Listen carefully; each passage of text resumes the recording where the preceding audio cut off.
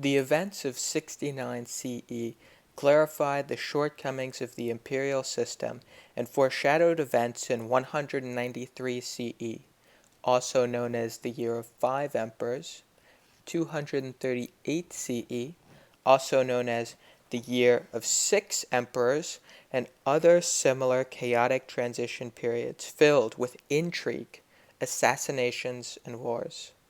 While the imperial system did remove the turbulence of divided republican governance, it did introduce instability when transition between emperors occurred because of the singular importance of the role. This harkens back to the time of the Roman monarchy when, for example, Tarquinius Priscus, the fifth king of Rome, sent the sons of Ancus Marcus hunting so that he could seize the throne for himself. Although Tarquinius Priscus is remembered as a good king, his ascension to the throne was not itself honorable, and this kind of behavior was magnified tenfold due to the great expanse of the Roman Empire up to that point.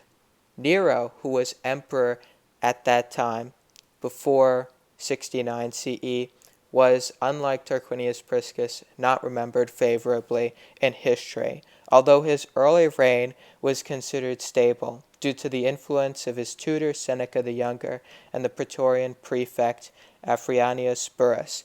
As these members of the cabinet were sidelined and forced out, they were replaced by much more darker-minded people, including Tigellinus and then Nymphidius Sabinus.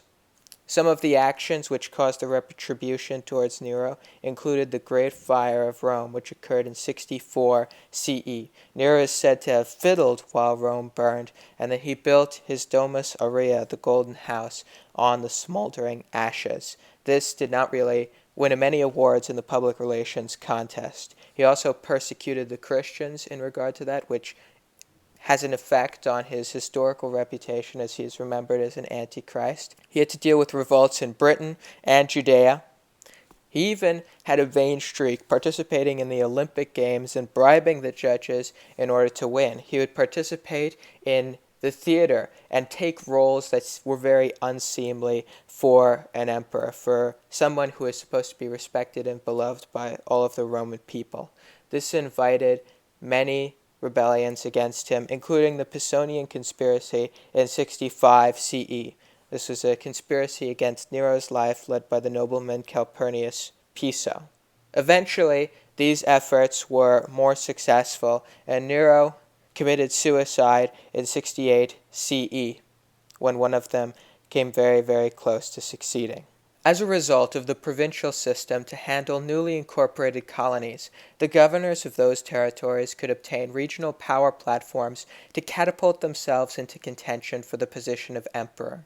When Nero committed suicide in 68 CE, many different actors from the different provinces took their chances and attempted to become emperor.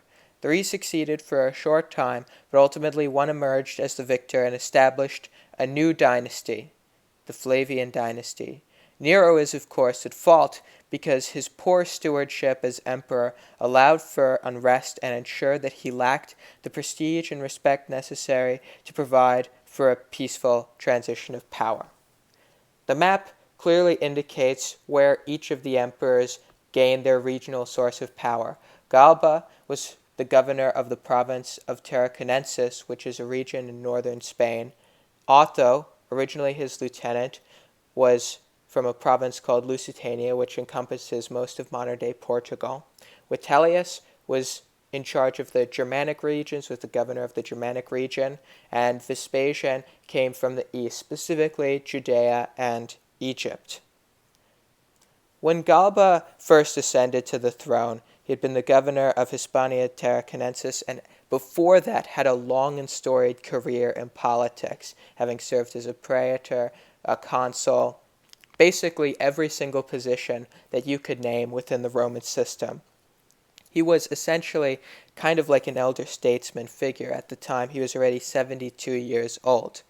He was also supported by Julius Vindex, the governor of Gallia Lugdunensis, the province right above his. However, what was a reputation as a respected elder statesman eventually turned into a reputation for being senile. He seemed to have been corrupted by the different freedmen and other hired men whom he surrounded himself with. The Romans felt that these people were taking advantage of their positions of power and were corrupt. Galba was eventually forced to name a successor. However, his lieutenant Otho, as I mentioned, the former governor of Lusitania, did not approve of this choice because Otho himself wanted to be emperor. Therefore, Otho organized the assassination of Galba on January 15th, 69 CE. This allowed for the transition of power from Galba to Otho. The reason why Galba was forced to name a successor in the first place was due to unrest in the Germanic provinces, specifically complaints by those Germanic legions. Whether his overtures to the German legions would have been a success or not remains a mystery. As Tacitus wrote of him, when Servius Galba was a commoner, he seemed too big for his station, and had he never been emperor, no one would have doubted his ability to reign. While Galba lasted in the role from the summer of 68 CE to the beginning of 69, Otho would only last less than 2 or 3 months. He was unable to pacify the Germanic legions, who named Vitellius, the commander of forces in Germania Inferior, to be the new emperor. Otho was defeated at the first battle of Cremona. Although he had the forces and the manpower in order to draw out a long civil war into a stalemate, Otho decided to commit suicide instead after his defeat in order to save the lives of his soldiers and to save the lives of many of the Roman people who would have been caught up taking sides in the civil war. Vitellius then takes command as emperor of the Roman Empire, but he quickly faces opposition from the east when Vespasian, the commander of Roman forces in Judea, gains the support of other governors nearby, including the governor of Syria, Licinius Mucianus. Vespasian takes a few months for Vespasian to actually move his army to Italy, but when he arrives, he defeats Vitellius at the Second Battle of Betriacum, Second Battle of Cremona. Vitellius manages to flee the battlefield and hide in his villa in Rome, but he was killed when Vespasian's troops